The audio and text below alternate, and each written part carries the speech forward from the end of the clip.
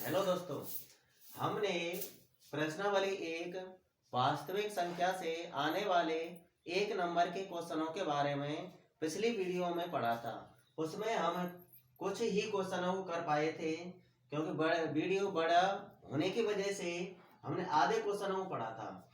अब आधे क्वेश्चनों को हम इस वीडियो में पढ़ेंगे। तो अगला क्वेश्चन आपका ये है, इस प्रकार से एग्जाम में एक नंबर का सवाल पूछ चलेगा, दो या अधिक संख्याओं का में से होता है। आपने काफी संख्याओं के में से निकाले हैं, उसमें आपने एक, दो या दो से अधिक संख्याओं का में से निकाला होगा। उसमें आपने अभाज्य गुणनखंड किए हैं, तो वहां पर जब आप जोड़ा बनाते हैं तो वहां पर एक से अधिक जोड़ा बन करके तैयार हो जाते हैं। हम उन्हें संख्याओं का गुणा कर लेते हैं तो हमारे लिए वहां से सबसे बड़ा उभयनिष्ठ प्राप्त होता है। तो दो या अधिक संख्याओं का में से होता है, इनमें से सबसे छोटा उभयनिष्ठ नहीं होगा। केवल उभयनिष्ठ भी नहीं होता है। सबसे बड़ी संख्या भी नहीं होती है। सबसे बड़ा उभयनिष्ठ होता है। जो सबसे बड़ी संख्या उसका चयन करते हैं जिसका भाग उन संख्याओं में जा रहा हो, जो उनका एक गुणनखंड हो। तो दो या अधिक संख्याओं का में से सबसे बड़ा उभयनिष्ठ होगा। तो इसमें आप सही कर लेना, सबसे बड़ा उभयनिष्ठ इसका आंसर होगा। अब हम अगले क्वेश्चन की तरफ बढ़ते हैं।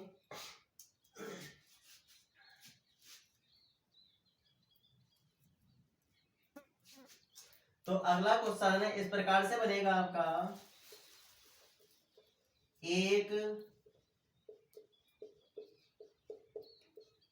परिमेय संख्या तथा एक अपरिमेय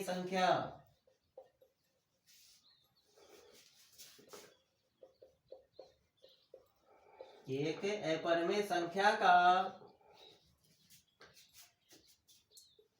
गुणनफल तथा या दो परिमेय संख्या, एक परिमेय संख्या तथा एक अपरिमेय संख्या का गुणनफल या भागफल होता है।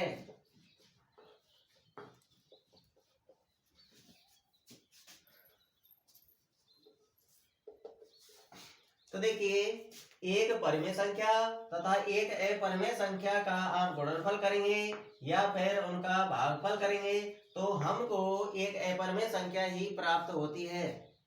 क्या प्राप्त होती है? एक अपरिमेय संख्या। तो इसका हल होगा एक अपरिमेय संख्या।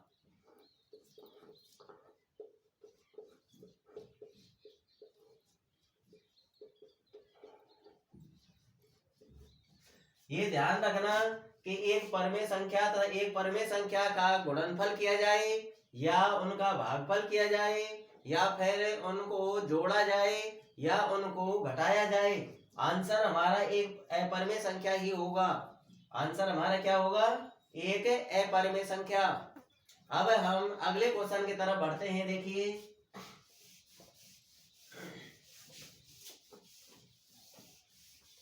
क्वेश्चनों को नोट कर लिया करो।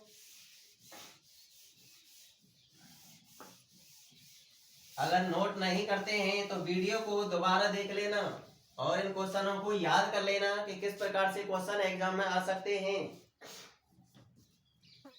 अब एक नंबर का सवाल आपसे इस प्रकार से पूछेगा, कोई दो संख्या दे देगा और उनका आपसे में से पूछेगा। जैसे आपसे पूछ लिया कि 12 व 42 का में से 12 व 42 का में से को हम इंग्लिश में HCF से प्रदर्शित करते हैं। तो में से है, तो फटाफट आपको 12 और 42 का में से निकाल लेना होगा। तो 12, देखिए यहाँ पर 12 के अभाज्य गुणनखंड कर लेते हैं फटाफट। 12 में 2 का भाग जाएगा 6 बार, 6 में 2 का भाग जाएगा 3 बार, 3 में 3 का जाएगा 1 बार। तो ये 12 के अभाज्य गुणनखंड हो गए। अब हम 42 के अभाज्य गुणनखंड कर लेते हैं। 2 का भाग जाएगा 42 में 21 बार, 21 में 3 का भाग जाएगा 7 बार, 7 में 7 का जाएगा 1 बार। यहाँ पर अब हम जोड़ा बना लेते हैं। 2 यहाँ पर है, 2 यहाँ पर भी है, तो 2 का जोड़ा बन गया। और 2 यहाँ पर है परंतु यहाँ पर नहीं है, और 2 का जोड़ा नहीं बनेगा। यहाँ पर 3 है, 3 यहाँ पर भी है, तो 3 का जोड़ा बन गया। तो कितने जोड़ा बने हमारे? 2 जोड़ा बने। दोनों जोड़ाओं में से एक एक अंक लेना है हमको और उनका गुणा कर देना है। 2 के जोड़ा में से 1 2 ले लो, यानी हम ऐसे भी बोल सकते हैं कि एक साइड की संख्याओं का गुणा करना है, जिनका जोड़ा बना है उनका। यानी 2 गुणा 3 बराबर 6। तो में से कितना आएगा हमारा? 6। तो 12 में 42 का में से है, तो आंसर में होगा हमारा 6। तो आपको इस प्रकार से में से निकाल करके उसका हल देख लेना है कि किस ऑप्शन में है।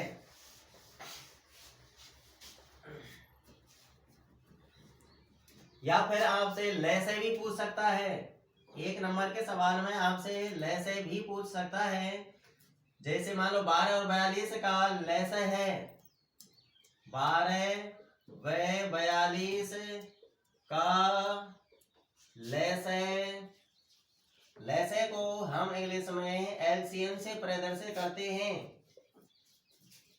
तो इसका हल देखिए, 12 और 42 का लेसे ज्ञात करना है हमको। तो फटाफट आपको 12 और 42 के अभाज्य गुणनखंड कर लेने हैं एक साथ।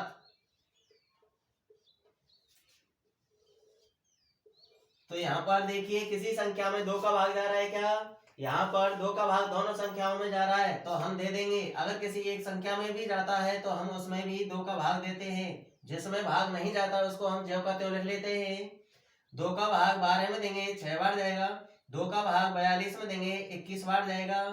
अब 2 का भाग जा रहा है किस संख्या में?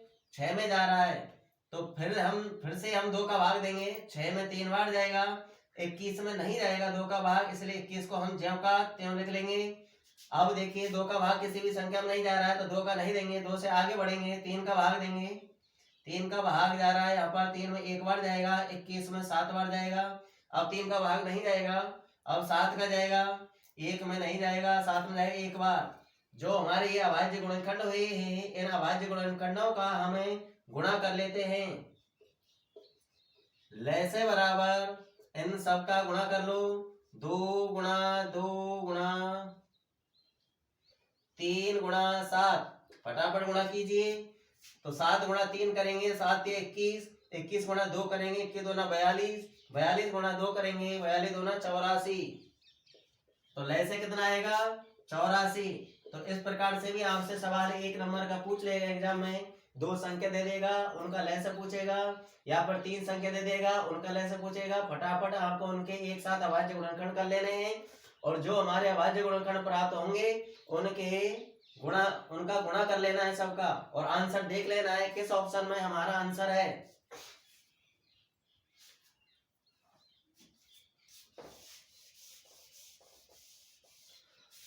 आपसे 1 नंबर का सवाल इस प्रकार से भी पूछ सकता है। कोई रूट वाली संख्या दे दे, जैसे मान लीजिए आपको √2 दे दी, और आपसे कहेगा कि √2 निम्न में से है, निम्न में से है। तो √2 क्या है ये आपको पता होना चाहिए कि √2 क्या है। क्या ये परमेय संख्या है? नहीं। क्या है ये √2? अपरमेय संख्या है। तो इसका हल क्या होगा? अपरमेय संख्या।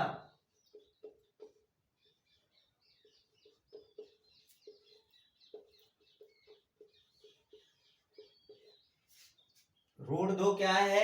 अपरमेय संख्या, रूट वाली संख्या कोई सी भी हो, √3, √5, √6, √7, ये सभी हमारे अपरमेय संख्या है। पाई भी हमारी एक पाई भी हमारी एक अपरमेय संख्या है। पाई लिखा हो, पाई के बारे में भी आपसे पूछ सकता है कि पाई निम्न में से है, क्या है? अपरमेय संख्या है। तो अब हम अगले क्वेश्चनों की तरफ बढ़ते हैं।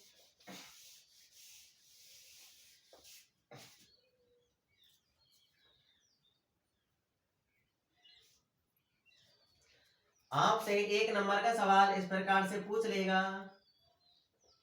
संख्या 156 को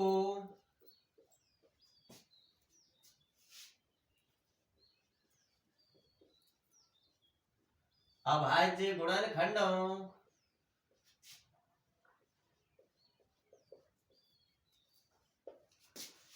के गुणनफल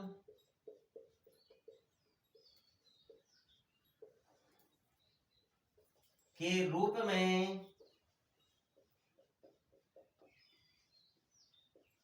व्यक्त कीजिए। क्या है क्वेश्चन? संख्या 156 को अभाज्य गुणनखंडों के गुणनफल के रूप में व्यक्त कीजिए। यानी 156 संख्या को अभाज्य गुणनखंड के गुणनफल के रूप में व्यक्त करना है हमको। तो देखिए आपको किस प्रकार से करना होगा। 156 के अभाज्य गुणनखंड कर लेने हैं आपको। तो यहाँ पर लिख देते हैं, अतः 156 के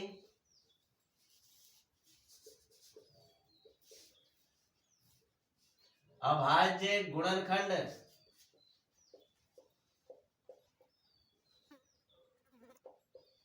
तो फटाफट 156 के अभाज्य गुणनखंड कर लीजिए।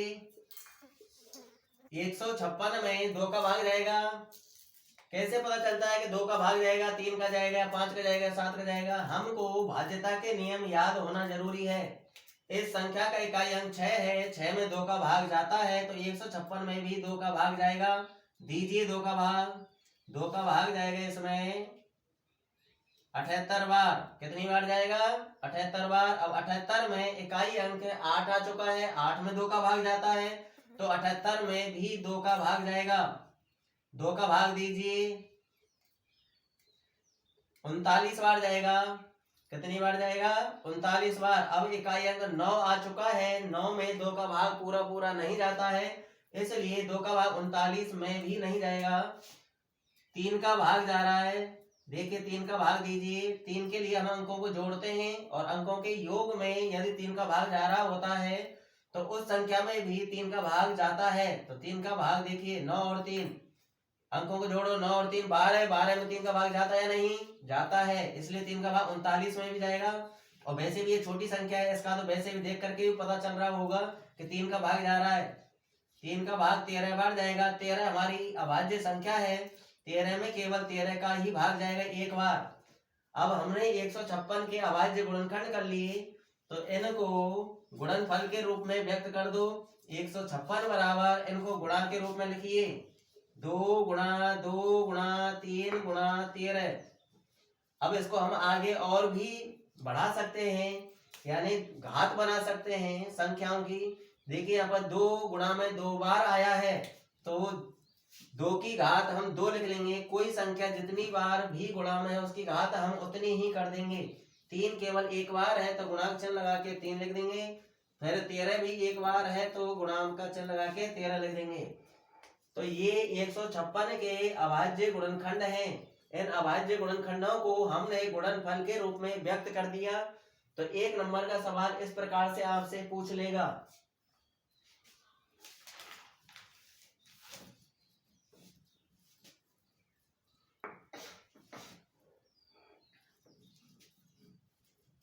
अब एक सवाल है आपका,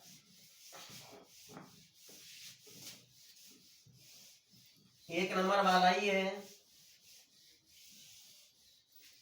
एक प्रश्नावली वास्तविक संख्या में से बनने वाले 1 नंबर के क्वेश्चन जितने भी थे वो मैंने आपको बता दिए। एक लास्ट क्वेश्चन रह गया है, उसको भी देख लीजिए।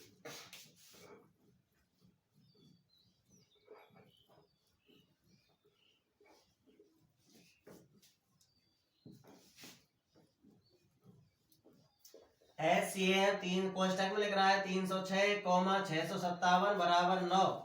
इसका मतलब है कि संख्या 306 और 657 का SCF 9 है। अब आगे कहेगा, आगे लिख रहा है LCM 306,657 ज्ञात कीजिए।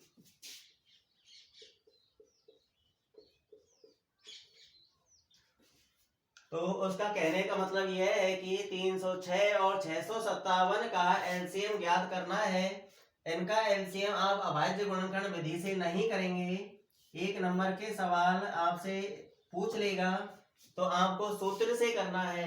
हमने सूत्र पढ़ा है A इंटू बी बराबर एचसीएफ इंटू एलसीएम, तो उसी सूत्र से करवा रहा है यहाँ पर, तो उसी सूत्र से करना है। तो यहाँ पर हम लिख देंगे अतः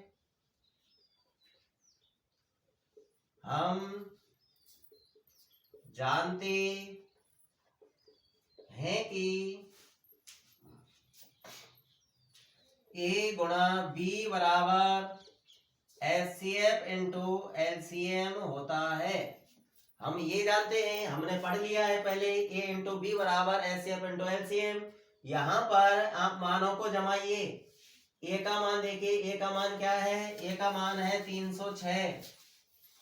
ये जो संख्याएं हैं, दो संख्याएं हैं, इन संख्याओं में से एक को हम A मानते हैं और एक को B मानते हैं। तो यहाँ पर संख्या एक है 306, ये इसको मान लेंगे हम A, और B का मान हम मान लेंगे 657। बराबर में एचसीएफ है, एचसीएफ हमको दिया हुआ है 9, तो एचसीएफ की जगह पर हम 9 लिख देंगे। इंटू एलसीएम हमको ज्ञात करना है, इसलिए गुणा लगा के एलसीएम लिख लेंगे। हमको एलसीएम चाहिए तो 9 गुणा में है, इसको हटा देंगे हम, ये गुणा वाला इधर भेजेंगे हम, तो गुणा वाला इधर आकर के बटे में हो जाएगा। 306 इंटू 657 बटे में 9 बराबर में इधर एलसीएम बचेगा।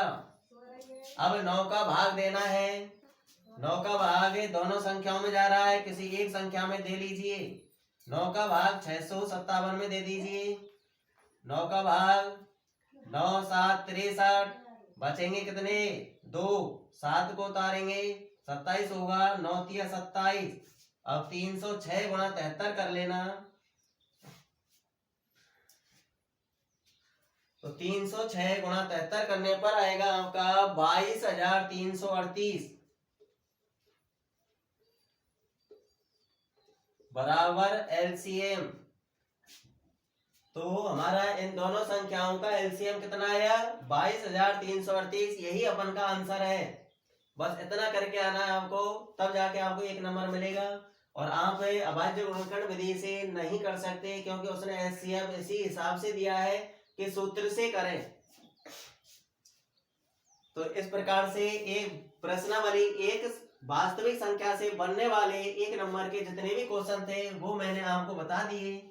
अब इस प्रश्नावली में से आप इसका स्क्रीनशॉट लेना चाहते हैं तो ले लीजिए, और नहीं तो वीडियो को दोबारा देख लेना।